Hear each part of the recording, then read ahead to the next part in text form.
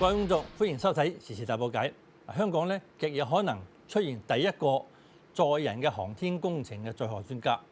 嗱，我哋平時話叫空中飛人咧，唔係講馬戲班，唔係講雜技團，係講緊太空人啦。好啦，今日請嘉賓同我哋傾下點樣睇香港有人成為航天員，第日登月球嗰個會唔會係香港人咧？好啦，今日嘉賓香港航天學會雷健全會長。係，你好，雷會長你好。嗱，開始做少少科學普及先。係。嗱，我哋平時叫太空人同航天員好似冇乜分別。而家多叫載荷專家。咁啊，意思係咪佢唔係揸航空船嗰個，但係佢喺上邊做嘢？咁但係點樣叫載荷咧？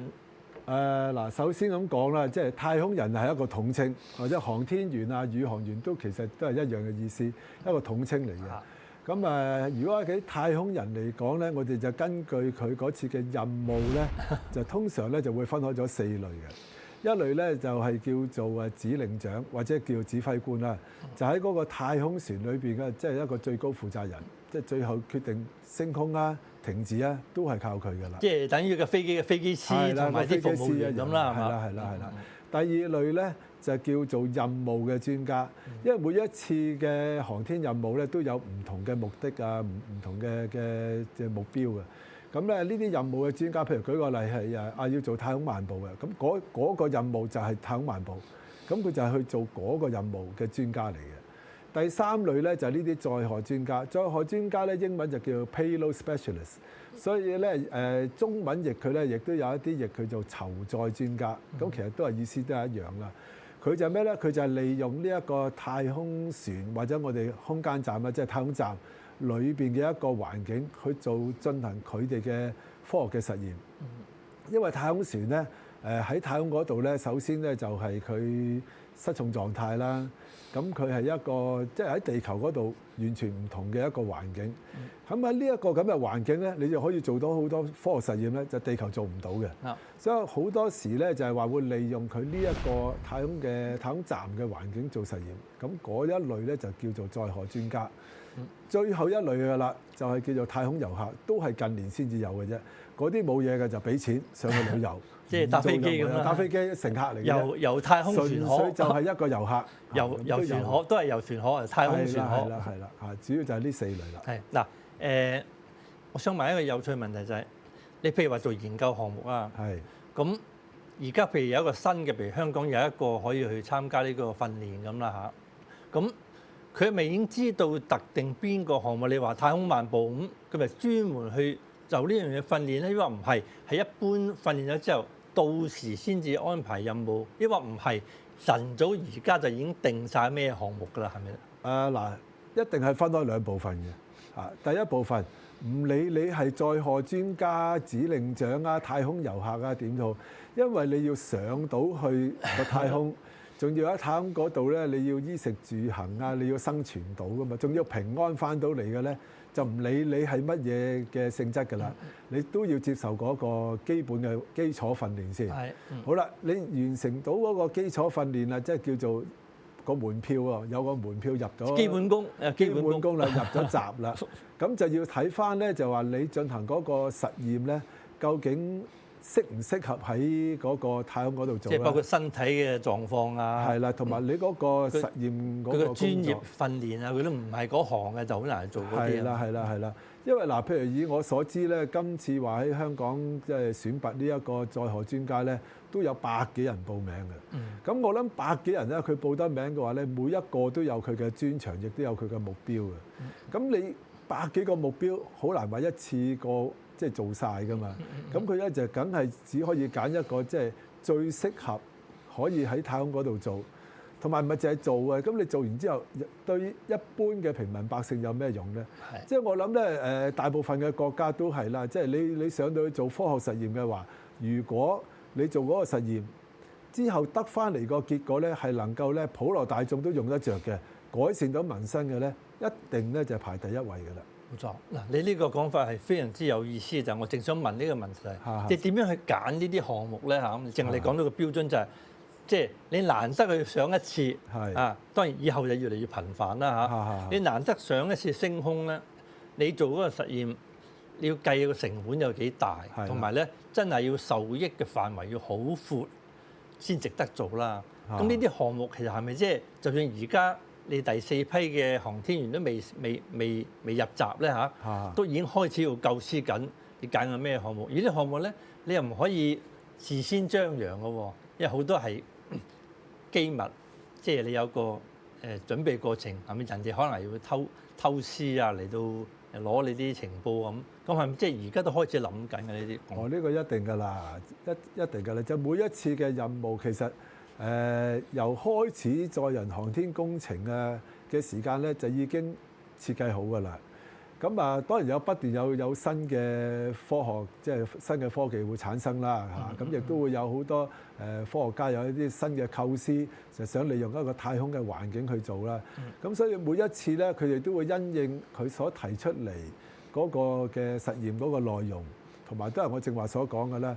譬如對國家嘅安全有冇幫助啦，對呢一個民生嘅改善有冇幫助啦，係嘛？或者未來咧，我哋咧中國都會有一啲長途嘅太空旅行㗎嘛，即係太空嘅旅程啊咁又會唔會對呢一個長途嘅太空嘅旅程嗰度咧，又會有幫助咧？作啲準備咁嘛。係啦，一定係呢啲會排先㗎啦嚇。咁所以都係好多嘢要考慮㗎。當然經濟效益亦都要諗埋啦嚇。嗱好啦，講到既然係咁樣咧，千挑萬選，個議題係千挑萬選，個研究項目嗰啲人你係千挑萬選，咁真係入咗門口入門要去訓練咧，都相當好嚴格同埋好長時間。我見阿特首咧出嚟講呢件事咧，特登聲明就話：喂，佢可能有排即係就屋企離開好耐嘅噃，即係意味就好長時間，即係變咗係唔淨止係佢個人嘅付出，同埋佢家庭或者身邊嘅人都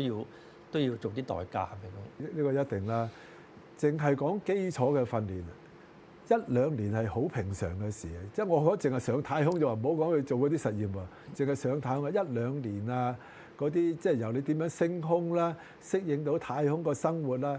萬一翻嚟嘅時間發生意外嘅時間，你跌咗去冰天雪地啊，或者沙漠嘅時間嗰種求生嘅訓練啦。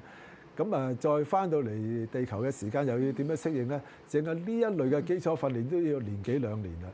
咁你年幾兩年，你唔係話個禮拜去訓練完之後，你翻屋企探下屋企人冇㗎。長時間你又要離鄉別井啦，又要即係要同其他人去溝通啊，即係都係一個團隊嚟㗎嘛。即係要喺一個特定嘅範圍之內啦，又唔可以叫封閉，但係即係有個特定嘅範圍之內啦。係啊，咁啊，所以佢都係好艱苦嘅訓練嚟㗎。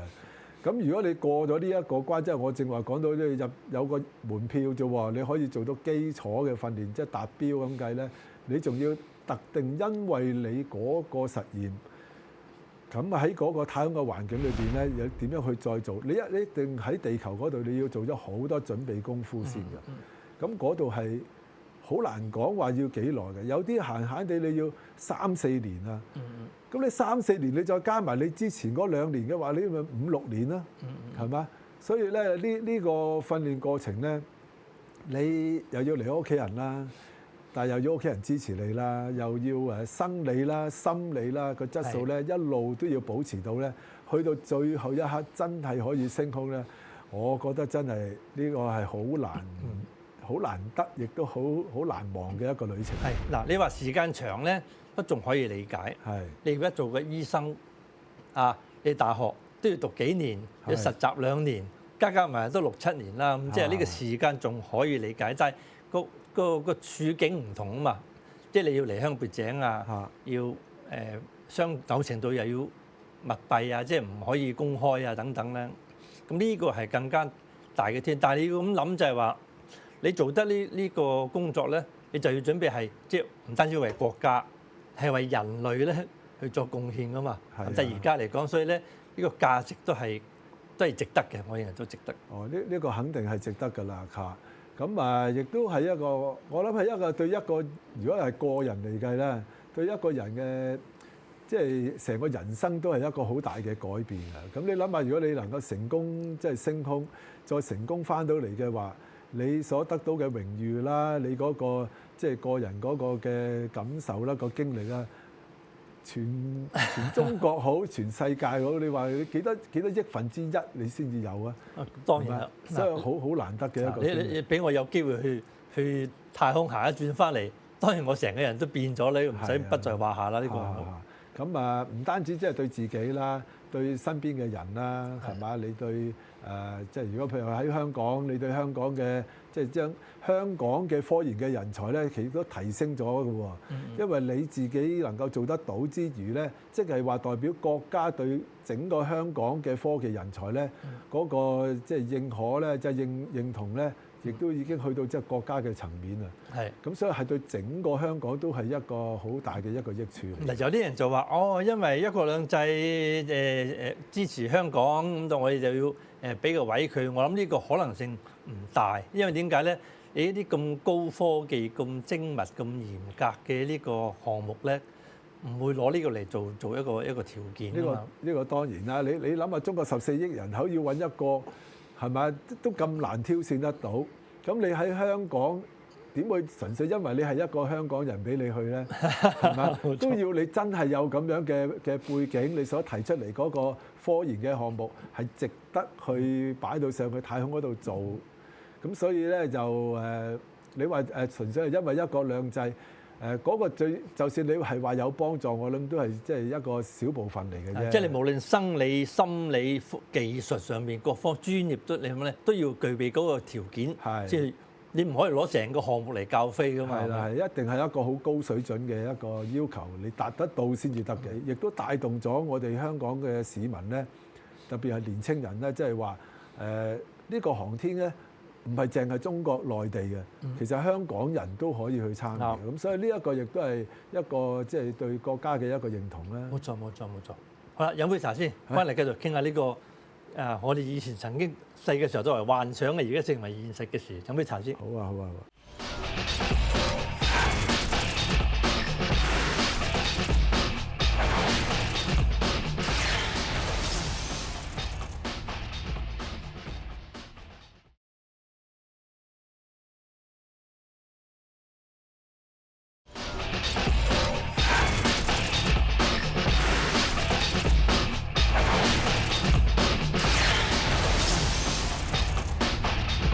歡迎繼續收睇《時事大報解》。我哋今日嘅嘉賓，香港航天學會雷健全會長。會長，剛才飲茶前我都講就我哋細嘅時候嗰啲都係幻想嚟㗎啦，呢啲睇小説科幻中嘅事，而家咧都喺眼前係嘛？其實呢件事就唔係你講得啱，就唔係淨係嗰個當揀中嗰個人嘅問題。係，所有香港人都會將自己同個太空連埋一齊啊！同人類嘅前景連埋一齊啊，同國家嘅水平連埋一齊咧，即係你嘅眼界其實係闊咗好多。嗱好啦，講翻科技，太空科技，而家中國嘅太空科技即係平情而論同其他譬如同美國嚟比較，係咪都已經追得好近？抑或都唔係各有長短啊？追得好近呢個一定事實㗎。我哋好多時去形容中國嘅航天科技咧，就係咩咧？遲起步，但係跑得快。無可否認咧，即係喺中國即係咁多年裏邊嚟計咧，我哋要照顧好多民生嘅嘢。你好難話將航天咧就一下子擺到佢第一位嘅嚇。咁但係咧，航天科技咧簡單嚟講係一個即係綜合嘅一個國家嘅力量嚟嘅，即係除咗話你嗰個國家個經濟能力啦，你嗰個政治嘅能力啦，同埋你嗰個人民嗰個學識嘅水平，你一定要達到一個咁上下嘅水平，你先至可以發展嘅嚇。咁所以咧喺中國嚟計咧，我覺得就係話無可否認，因為我哋遲起步，咁所以你同其他嘅國家嚟講咧比較咧。我會形容嘅咧就各有長短就多啲嚇。你話完全超越咗咧，就部分係咧，即係唔可以講話全部部分係，但係就追得好貼，因為咁短時間裏邊咧，你要將所有嘢你要超越咗其餘幾個航天嘅大國嘅話咧，你要付出嘅要好多。咁但係你中國你總要有啲嘢都要顧慮到嘅，就係話對民生嘅影響啦。冇錯。咁所以呢個就係我哋要睇㗎啦。有一位教授上嚟咧，就講起呢個，我問咗個問題，未必同呢個太空有關，但係同太空嘅嘢有關係。我就話點解美國嘅科技咁發達咧？咁即係咁多嘅咁厚嘅人才，同埋咁豐富嘅經驗咧，所以佢強係其中一個啦。咁個教授就話，因為如果中國譬如發展中國家，佢要諗嘅嘢咧，首先眼前就係大家有飯食，有工開，冇辦法去諗啲咁遠咁長遠嘅嘢。你美國咧2次大戰之後咧就發咗達，好有錢，好富裕，係嘛？人才又多，所以咧佢係有條件去睇遠啲、諗遠啲咁啦嚇。所以佢行先啲係有咁嘅理由。咁所以而家中國嗰個追得咁貼咧，係咪都意味着中國都唔係淨係講緊話即係唔係即係我哋以前都唔會話自己係強國啦。其實而家都亦都不得不否認你自己都係唔係即係強國，你都要承認自己係強國啦。即係已經進入呢個階段，就係我哋可以睇得遠啲，睇成個世界個影響，唔係淨係話眼前我哋14億人嘅生活咁簡單。嗱，呢個肯定啦，14億人嘅溫飽一定係我哋排第一位，即係排先㗎啦。如果你話講到話第2次世界大戰之後，即係個太空競賽啦，最主要就美國同前蘇聯嘅即係一個競爭啦，睇下邊一個能夠第一個登陸到月球咧。其實好大程度都係一個政治角力。即係你不過因為佢要有呢個政治角力，所以咧佢集中晒咧美國全國最優秀嘅一啲嘅人才，就去令到呢一個目的能夠達得到。個付出都好大㗎。佢當然經濟嘅付出好大啦。亦都有啲嘅即係訓練過程嗰度有啲太空人，但佢都要俾得起先㗎，佢頂得順。佢俾得起咁當然佢呢一個我都話係豪賭。不過佢賭贏咗，要賭贏咗咁解。咁中國今天嚟計咧，就未有呢一個咁樣嘅壓力。因為當年佢哋就大家要喺度鬥去月球啊，都話大家其實都付出咗好多嘅。咁今天咧中國嚟計咧就係話冇咗嗰個包袱先，即係話就算你成功咗，真係有人登陸咗月球好，或者再有啲嘅航天科技咧。因為之前都有其他嘅國家咧，你唔係開創先河嗰個啦，係咪？係啦。咁所以咧就嗰個包袱起碼冇咁重先。個包袱可能去咗美國嗰度喎，就俾人哋追，佢俾人哋追，我覺得好大威脅啊，變咗係咁。係啊，即係特別就美國就真係驚你中國可能咧就追得太貼啦所以咧而家咧好多時咧就調翻轉頭咧，佢就同中國嗰個航天嗰度咧。佢反而要劃清界線，就唔夠膽咧將太多嘅數據咧就同中國分享。以前可能係教精你，而家你調翻轉，可能你教精我喎。以前佢諗住你追唔到咁快㗎嘛，點知而家你真係可以快得咁犀利啊嘛！嗱，講開而家最近嘅新聞就係去月球背面插旗，攞標本啦。嗱，呢樣嘢我哋唔識啦，算唔算係一個尖端嘅做法？抑或都係有先例嘅以前？尖端，全世界到今天嚟講，只有一個國家做得到，就係中國。就係中國，因為係好複雜嘅。嗱，我哋冇唔夠足夠時間講有幾複雜啦，即係話難喺邊度咧？難咧就係話，首先咧即係話我哋喺地球咧，永遠只係見到月球嘅一面嘅啫。因為月球個自轉同公轉咧個速度啱啱一樣，所以你見唔到佢背面。第二個問題咧就係所有嘅無線電通訊咧，只能夠直線，咁即係話咧，月球個背面咧，我哋嘅無線電通訊咧唔可以轉彎去到。咁你點樣能夠控制到嗰個太空船登陸咧？又點樣能夠控制到嗰個玉兔號嗰個月球車能夠落得到去月球嗰個背面，仲要行得到喎？你諗下，連美國、俄羅斯佢都做唔到，但係我哋中國做得到。所以呢一個咧就係話嗰個技術嗰度。你唔好講話攞嗰啲土壤嗰度，去已經係好難啦。去可以停落去，可以上翻去起飛翻轉頭，呢個真係難。係啊，好難。呢個算唔算係機密㗎？而家都係都算大部分都係機密啦咁又你話係咪真係有難到咁緊要咧？就係有好多嘅數據咧，因為尤其是嗰啲技術上咧，外國咧就我唔敢講話佢完全冇，而係話佢未實行得到。或者佢將個優先次序佢唔排第一位啦，佢發展第二樣嘢啦嚇。嗱，你話難咧有兩種，即係似是而非兩種，一種就係根本諗唔到嘅嘢，你諗到，係咁即係你做到啦，咁啊好嘢啦咁。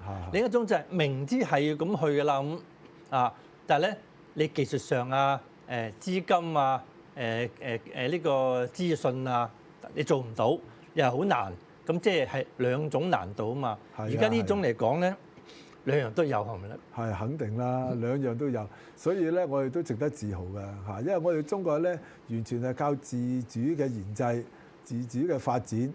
咁同埋都係一個綜合國力嚟㗎嘛，你唔係淨係科技啊，你都要嗰個有咁嘅即係經濟嘅能力啊，國家個強你先至可以做得到㗎嘛。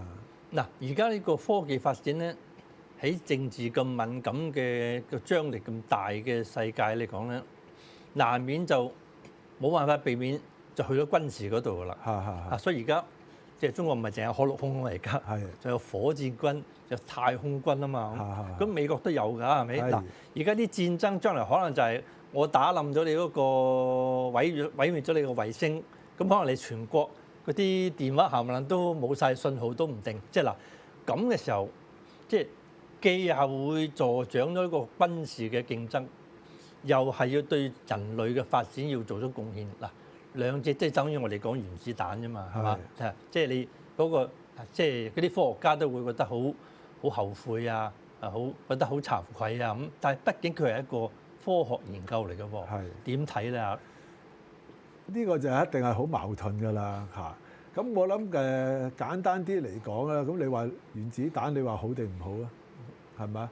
係佢係一個武器，但係你核聚變呢樣嘢係一定係一個發現嚟㗎嘛？啱啊，係啦，佢一定係一個武器，但係咧你。好多時嗰啲咁樣嘅即係科技嘅嘢，你擺落去武器嗰度，咁佢咪即係危害人類咯。但係佢裏邊亦都有好多嘅科技咧，係可以對人係有好處噶嘛，係嘛？即係你嗰個即係正話你都提到啦，嗰啲核聚變啊嗰啲咁樣，你可以改善到民生嘅。咁我相信咧就係話你中國咧，你有咁樣嘅能力啊，咁亦都俾人知道咗咧，就係話。你嘅航天科技，如果你擺落去軍事嗰度咧，的確係可以制衡到外國嘅喎。嗱，我制衡到外國唔代表我要攻擊㗎嘛，但係起碼我要保護到自己國家安全啊嘛。喺呢個問題上面咧，美國作為自認為係霸主咧，佢嘅負擔會比人哋更重啦，係嘛？即係佢覺得佢心入邊諗住下下諗住軍事上點樣去壓抑人哋，佢有佢優勢㗎嘛。咁跟住佢又覺得你又會咁諗，佢用佢自己嘅諗法就係你都會咁諗咧，佢就好緊張要防備你。咁所以呢個軍事嘅太空競爭咧已經開始咗啦，係咪？嗱，咁所以我哋唔講呢個我哋都承認係不可避免嘅事。喺對人類嗰個造福人類嗰度嚟講咧，嗱，講翻太空嘅旅程，我哋成日話有第四類有太空旅客啦，呢樣嘢講翻啦。中國嘅航天員登陸月球係咪觸手可及？唔係好遠嘅事咧。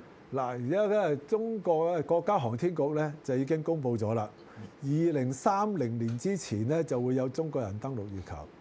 咁我相信佢講得到出嚟咧，嗰個即係可信性都好大嘅。咁開心同阿雷會長傾偈，多謝晒，多謝晒。OK， 多謝。時事大波解，下回分解。